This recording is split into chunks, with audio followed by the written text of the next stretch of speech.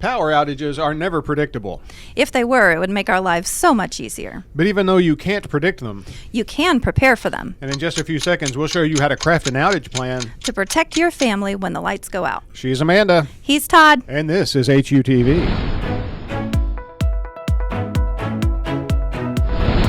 Hello and welcome to HUTV, Huntsville Utilities Television, the award-winning web show that helps you get the most out of your utilities.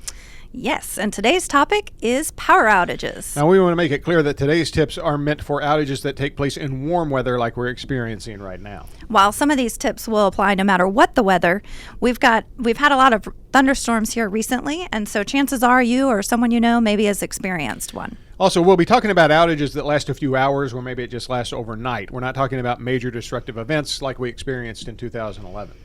The things that we're talking about today are based on questions that you've had during our power outages. In fact, stick around to the end because we're going to answer some of those questions, including those you've asked about our phone system. All right, so I'll start us off with the first step in preparing for a power outage. Think about your safety. By that we mean make a list of the necessities. Talk to your medical provider about medications that require refrigeration or medical devices that require electricity and what you should do about both if the power goes out. Next is food and water. When electricity is out, your water is still running. But the fridge, however, is a different story. And we get a lot of questions from people who want to know if their food is safe after a power outage. And the golden rule here is that the temp needs to stay below 40 degrees Fahrenheit. And that's important to keep your refrigerator doors closed to keep the cool air in. Right, because every time you open that door, you're letting in warm air. And since the power is out, your refrigerator is not going to cool that air back down like it normally would. Most experts say that you've got about 6 hours for your fridge to stay cool during an outage. But the best way to know is to have a thermometer in your fridge that will track the temperature for you. That's a little different when it comes to your freezer. If you've got your freezer well stocked, it will actually stay cooler for longer. So you've got roughly 48 hours before the food in your freezer starts to go bad. And sometimes we get asked if the utilities will cover the cost for food spoilage. And the answer is no. No, we don't. But your homeowner's policy or your renter's insurance policy very well might. So check your coverage. Another necessity is cell phones and flashlights.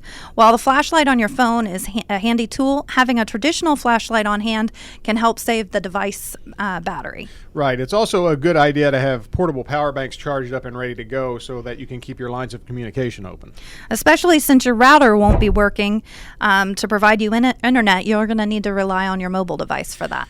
Now, sometimes during an outage or during hot weather like we've recently had, people will say it's becoming uncomfortable in their house. And keep in mind that even though our crews are working as quickly and as safely as they can to restore power, we aren't able to say for certain when your power will be back on.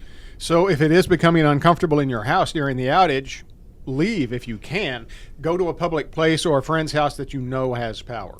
Those are some of the basics when preparing for a power outage, but if you have any suggestions or questions, please put them in the comments below. We'd be happy to address those. Yeah, now let's talk about the recent outages we've had. Oh yeah, July was a wild month for storms. We even saw in 1 week 2 tornadoes. Now, those storms brought down a lot of limbs, they brought down a lot of trees, they brought down a lot of power lines, and even a lot of utility poles.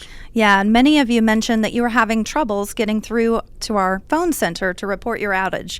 A lot of that was based on just the sheer volume of calls that we were receiving. During the month of July, our outage call center received just over 35,000 calls.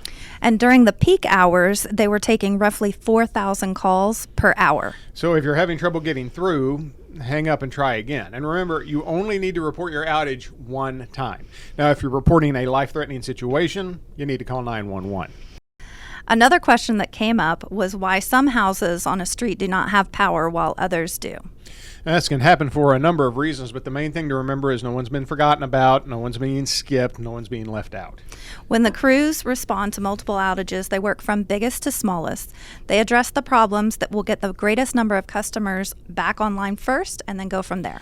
And in outages like the ones we had in July, the vast majority of those outages were caused by down lines that were only interrupting service to small groups of homes.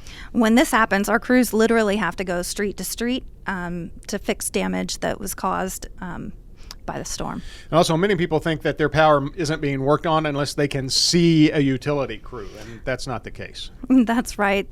The cause of your power outage might not be within your home site, but rest assured our crews still are working even if you can't see them. And remember, we don't like power outages either. Our goal is to minimize the downtime and get you back up and running as quickly as is safely possible. So remember the tips that we've talked about today, and you'll be ready for the next power outage. That's it for today's episode, but we'll be back soon with more tips and information. And don't forget, you've got to like, subscribe, and make sure that you comment below because we would love to hear from you. So until next time, I'm Todd for Amanda and all of us at the award-winning HUTV saying thanks for watching, and remember, you can't spell utilities without you.